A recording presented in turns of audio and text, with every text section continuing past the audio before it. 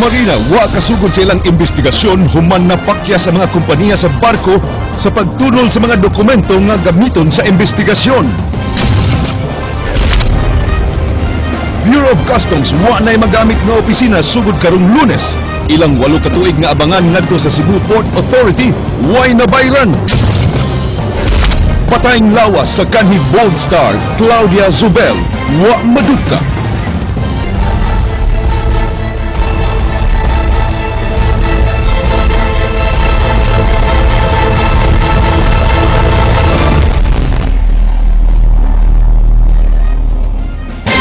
Konseho sa Dakbayan sa Sugbo mopatawag sa mga hensya nga nalambigit sa Maritime Industry Authority aron pagpangayo og mga lakang sa paglikay nga subling may tabo ang panagbangga sa barko sa Port of Cebu.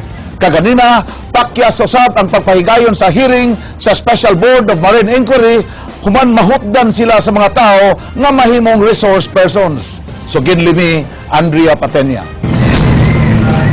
Why gipahigayong hearing ang Special Board of Marine Inquiry kaganiang buntag? Why resource persons nga miabot alang sa hearing? Gitakda untang ipatawag ang Chief Engineer sa duha ka barko apan di kini available kaganiha. Gipahibaw sa mga sakop sa board nga bisitahon usa nila ang barkong MV Sulpicio Express 7 sa di pa matapos ang investigasyon. Buot nila makakuha og dugang detalye sa panghitabo. Nanawagan sila sa mga dunapay nahibaw ang impormasyon kabahin sa pagkabangga sa barko sa pag-volunteer sa pag-atubang isip resource persons. Giklaro sa SBMI nga usa ra gyud sila ka fact-finding committee. Ang ilang papel igo rang mokuha og impormasyon ug mohimog rekomendasyon apan di sila mopasaka og kaso batok sa mahukmang sad-an sa trahedya. We recommend based on the facts, whatever recommendation it is, as we have said, more on reforms, but we do not recommend filing of any criminal, civil, or whatever as administrative. The report may be used by any agency, any person, even the companies. Human sa ilang 2-week deadline, isumiti dayon nila ang resulta sa ilang deliberation ngadto kang Presidente Noynoy Aquino ug sa bisan unsang ahensya nga manginahanglan niini. Apan si Cebu City Vice Mayor Edgardo Labella miawhag sa SBMI sa pagpangunay sa pagpasaka og kaso kauban sa mga pamilya sa mga biktima sa trahedya.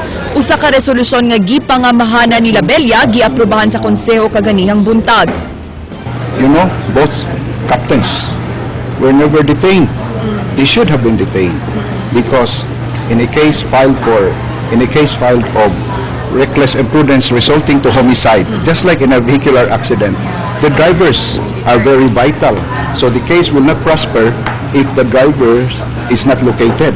So this, in all likelihood, this is going to be a case of reckless imprudence resulting to multiple homicide and multiple physical injuries. Laing resolusyon nga iyang gisumiti kaganiha mao ang pag-awhag sa Kongreso sa pag-usab sa maritime law sa nasod, sanglit luag ra kuno kaayo kini. I'm urging them to file the case. I'm urging them. Yeah, of course, the victims, the relatives of the victims should also, collaborate with them. Misumiti sabog joint resolution sila si Konsehal Gerardo Carillo, Mary Ann de los Santos ug Hans Abella, pag-awhag sa Coast Guard, Marina ug laing maritime agency sa Sugbo sa paggamit na og Vessel Traffic Management and Information System kun VTIMS. So that will actually help the incoming and outgoing vessel from that channel, to be aware of other vessels within the area, and for the traffic control to direct parihar ko na ng aeroplano, dili siya mo landing kung doon na pa yung mga traffic within the area. That's actually because kung naapataon to dito mahitabo. Apan mato di Carillo iyang nasayran nga moabot og 100 million pesos ang investment sa usa ka VTIMS ug gibana-banang 2 ka tuig pa kining makumpleto. Ilang ipatawag ang mga maritime agency sa usa ka executive session karong Setyembre 28 aron ipasabot nila sa konseho ang mga alternative plans sa pagmonitor sa trapiko sa kadagatan sa di pa ma-install ang VTIMS. Andrea Patenya, News 5. Pakyas ang Maritime Industry Authority kun Marina 7 sa pagsugod sa ilang hearing karong adlaw sa nitabong pagkabangga sa duha ka barko diha sa Lawis Ledge sa Mactan Channel. Ang hinungdan, wala makasubmit sa ilang mga dokumento ang duha ka kompanya sa barko. So ginlimi, King Perez. Gi-reschedule karong Oktubre 11 tungod wala nakapresent ang mga responding companies sa mga gikinahanglan nga mga documents o pleading.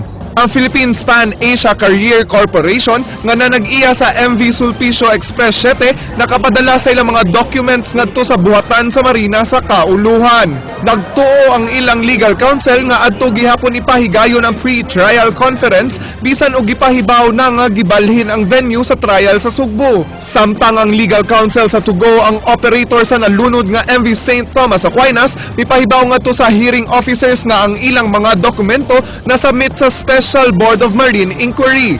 Ang pre-trial conference subay sa himong administrative proceeding sa Marina. Ang mapamatud-an nga sad-an sa maong hearing, pahamtangan og suspension, penalty or revocation sa operasyon. Sa formal nga trial, mahimo na nga ma-cross-examine ang mga respondent og testigos. As a result of the show cause order issued by Marina.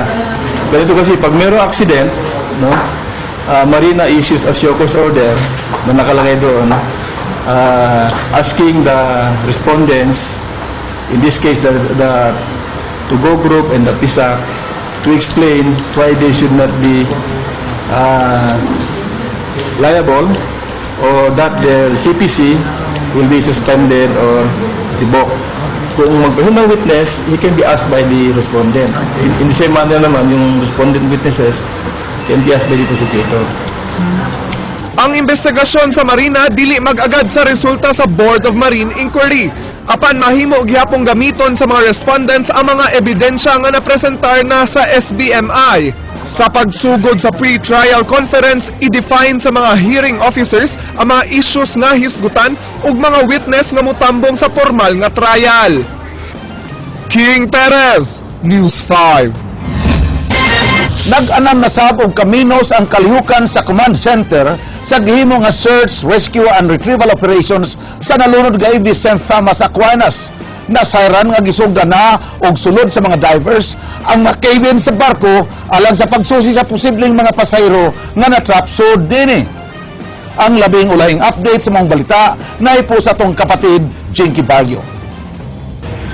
Attorney, sa pagkakaroon, mingaw na ang command post din sa Talisay City Fishport kung atong itandi sa nakalabay nga simana, di napuno kining moong area sa mga rescuers ug sa mga kabanay sa nahabiling pamilya sa nahitabo nga trahedya. Ingon ni ini kadaghan ang tao sa nakalabay nga simana dinhi sa Talisay Fishport sukad nalunod ang MV St. Thomas Aquinas. Apan karon mingaw na ang tibok area, wa nay nagpark nga mga sakyanan gawa sa aerof nga nakastandby sa lugar. Duha na lang ang nakastandby nga pulis ug tulo ka Coast Guard nga mo'y moassister sa mga divers. Gani gikan sa 73 ka mga divers, 20 na lang ka technical divers ang nagtinabangay karon pag-ugkat sa ubang patayng lawas. But eventually the search and retrieval operation, especially kaniyatong diving operation, still continues up to this time. Kagabi igisugdan na sabog buak sa Coast Guard ang mga bildo sa bintana nga mao'y magsilbing entry ug exit point sa divers. Matud ni Wenil Azcuna, matagabi sila kumuhimo og assessment sa ilang operation.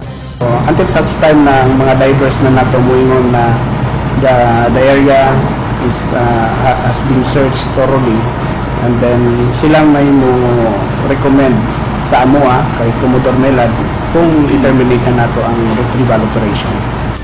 Attorney, gipasalig ginoon karon sa Philippine Coast Guard, sa Philippine Navy ug sa uban pang mga volunteers nga midive dito sa kadagatan nga magpadayon gyud ang ilang search and rescue and recovery operations sa mga nahabilin pa nga mga patayng lawas nga karon ana pa ilawom sa dagat. Attorney? Daghang salamat, Jinky Barrio. Samtang laing patayng lawas o sa kababay na ugkat gikan sa nalunod nga barko. Ang lawas daila sa kabanay nini pinaagi sa katu sa iyang tiil. Unang nakitaan og naila ang usa ka tuig nga anak dini niadtong milabayng semana. Mubalik si Jinky Barrio alang sa detalye. Sa milabay nga mga adlaw, way paghubas sa mga tao sa Cosmopolitan Funeral Homes tungod sa mga kabanay sa mga biktima sa nalunod nga barko. Apan kaganiha na matikdan nga di nadaghan ang mga tao sud og gawas sa punerarya. Karon lang adlaw, duha ka mga patayng lawas sa babay ang naugkat sa dagat. Usa ini iya ni Jinky Humawan nga taga Surigao City. Ang biktima positibong giila siyang inahan tungod sa matud pa awom sa ulo ug tato sa wala nga bukton. Unang nakitaan sa nakalabay nga semana ang anak ni Jinky nga nag-edad pa lang og kapin usa ka tuig. Ambot o siya nakaw kay away-away magod siya ato iya bahala gud niya. Marag ka bahala naman lang to iya nakaugod. Matod sa PNP Regional Crime Laboratory, 86 ka mga patayng lawas ang nakuhaan na og dental exam sa forensic dentist inabagan sa PNP Regional Health Service 7. I did not give them any time frame because we want to level their expectations. We do not want them to expect na this will be processed fast. And Identified if ever ang mga family dili pa mo stay lang sa naging Samoa for hangtod nga moabot ang result sa DNA. Sa 86 ka mga patay nga lawas, 54 ang na-identify, samtang 32 ang pabiling wa mailhi. Jinky Bargio, News 5.